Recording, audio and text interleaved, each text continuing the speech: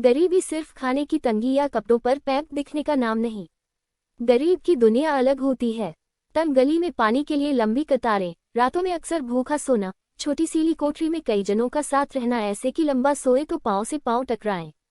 यहाँ कोई पेटी नहीं होती जिसमें तहा कर रखे कपड़े पहने जाने का इंतजार करें। अलगनी पर पसरे 2 जोड़ी कपड़े ही रोज धोकर पहनने होते हैं। टिन और प्लास्टिक के चीकट हो चुके डिब्बों में रसोई होती है। इन सब के साथ एक और बात भी होती है, डर। उस रात सोने गई तो अब्बू अम्मी की खुसुर पुसुर सुनी। अब्बू भरसक आवाज दबाकर बोल रहे थे लेकिन बात साफ आ रही थी। मेरी शादी की बात हो रही थी। अम्मी रो रही थी, बार बार कहती 13 साल की बच्ची है वो। सुनते सुनते 13 साल की वो बच्ची सो गई। सुबह जागी तो अब्बू घर पर नहीं थे। अम्मी की आंखें सूजी हुई थीं। रात की बात मेरे दिमाग में घूमने लगी। इस घर में 13 साल की तो मैं ही हूँ। तब क्या मेरी शादी हो रही है? क्यों? किससे? अब्बू लौट आए थे। मैं फिरकनी की तरह दौड़ते हुए काम कर रही थी, तभी आवाज आई, अब शऊर सीख ले, शादी है थोड़े दिनों बाद। मैं कहना चाहती थी मैं शादी नहीं करना चाहती। आवाज सुनी, मुझे अभी पढ़ने दो अब्बू, मैं पढ़ना चाहती हूँ। मैं रो रही थी, अम्मी से सीने से लगी हुई। अम्मी रो रही थीं, मुझे सीने से चिपटाए हुए। अब्बू बेतरह चीख रहे थे। छोटे भाई बहन छिपकली की तरह दीवार से चिपके हुए थे। शादी हुई, उम्र में मुझसे 3 गुने उस शख्स से जिसे मैं चाचू कहती थी, जिसके आने पर जाने कितनी ही बार मैंने चाय बनाई थी, खाना नाश्ता परोसा था, जिसने कितनी ही बार सिर पर हाथ फेरा था। आज वो मेरे शरीर पर हाथ फेर रहा था।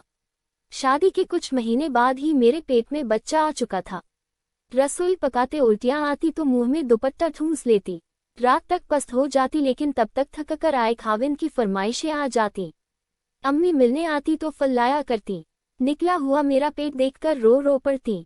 फिर दुआ करती कि बच्चा सेहतमंद हो। बचपन बच्चे के जन्म के बाद माँ का शुरुआती वक्त बिना तकलीफ बीते।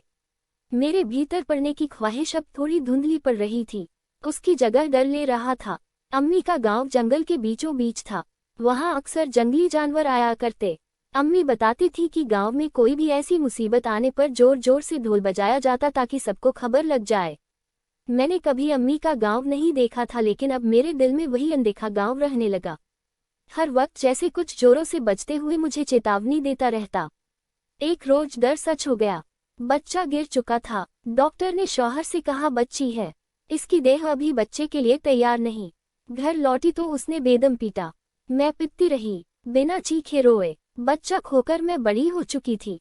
वो बच्चा जिसे मैं कभी जन नहीं सकी, जिसके गालों पर कभी प्यार नहीं किया, जिसका कभी माथा नहीं चूम सकी, उस बच्चे की बेतरह याद आती। मैंने दोबारा पढ़ने की ठानी, लुक छिपकर ही सही। एक रोज वो शहर से बाहर था। मैं पूरी बेफिक्री से अपनी किताबें पसार कर बैठ गई। तभी खटका हुआ और इससे पहले कि मैं किताबें छिपा सकूं, वो भीतर था। छोटी छोटी सिकुड़ी हुई आंखें माजरा समझते हुए और सिकुड़ गई थी। उसने पीटना शुरू किया, हाथों से पैरों से छड़ी से रसोई के बर्तनों से। खौंफते हुए उसका मुंह और बुढ़ा गया था। थक कर रुका तो खाने की फरमाइश कर दी। मैं कपड़े संभालते उठी और बिना चोटे देखे थाली परोस दी। अब बारी थी साथ सोने की। ये लगभग रोज की बात हो गई। पीटना और साथ सोने में न उसे कोई फर्क लगता था, न मुझे। भरे पेट सुख की डकार मारते हुए उसने कहा बीवी की जगह घर होती है, उसे किताबें नहीं शौहर का दिल पढ़ना चाहिए। आइंदा तुम पढ़ती दिखी तो जान से जाओगी। मैं माँ के घर लौट आई। शौहर ने पहले तो धमकियां दी, फिर तलाक दे दिया। 15 की उम्र में मैं बच्चा खो चुकी तलाकशुदा औरत बन चुकी थी। अब्बू नाराज थे। अम्मी से कहा इसने खानदान की इज्जत गंवा दी। बकरी जैसी मासूम और सहमी रहने वाली अम्मी इस बार मेरे साथ थी। तनकर कहा एक बार तुमने अपने मन की कर ली, अब इसे छुआ भी तो मैं बच्चों के साथ चली जाऊंगी।